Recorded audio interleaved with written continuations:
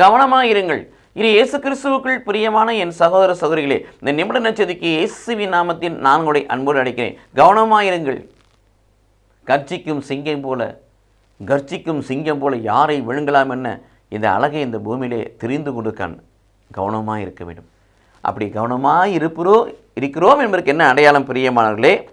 கண்களால் நாம் கண்ட அனைத்தையும் மறந்து போகாதபடி நம் இதயங்களிலே காத்து கொள்ள வேண்டும். ஆணுடைய படிப்பணியாக இருக்கலாம், ஆணுடைய வல்லமையாக இருக்கலாம், ஆணுடைய மகிமையாக இருக்கலாம், ஆணுடைய ஆற்றலாக இருக்கலாம். கண்களால் கண்டவற்றை மறந்து போகாதபடி இதயத்தில் காத்து கொள்வதிலே கவனமாக இருக்க வேண்டும். வாழ்நாள் முழுவதும் அவற்றை மறக்காமல் இருப்பதில் கவனமாக இருக்க வேண்டும். தவ காலத்தில் கடவுளை நினைக்கிறனா மற்ற காலத்தில் நினைப்பதில்லை.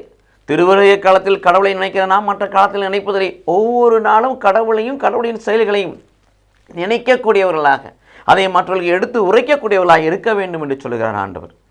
மட்டுமல்ல, தங்களுக்கு மட்டுமல்ல, உங்கள் பிள்ளைகளுக்கும் பேர பிள்ளைகளுக்கும் அவற்றை எடுத்து கூறுவதிலே நான் கவனமாக இருக்க வேண்டும் என்று சொல்லுகிறார். இது இயேசு கிறிஸ்துவுக்குள் பிரியமானவர்களே, திருப்பாடல் 1:1 வாசிக்கிறோம் அல்லவா? தீயோரின் அறிவுரைப்படி நடவாமல், பாவிகளின் வழியில் செல்லாமல், பரியாள கூட்டத்தில் அமராமல், அல்லும் பகலும் திருச்சட்டத்தில் இன்பம் காண்பவர்களாய் அதை தியானிக்கிற பிள்ளைகளாய் நாம் இருக்க வேண்டும். நம் குடும்பம் இருக்க வேண்டும். நமக்கு பின் இருக்கிற பிள்ளைகள் இருக்க வேண்டும். பிள்ளைகளுக்கு பிள்ளைகளாகிய நம்ம சந்ததி இருக்கும்படி வாழ்வு அமைய வேண்டும் என்று கடவுள் விரும்புகிறார். அத்தகைய வாழ்வை கடவுளுக்கு நாம் அர்ப்பணிப்போம். கவனமாயிருப்போம். கடவுள் நம்மை ஆசீர்வதிப்பாராக. ஆமென்.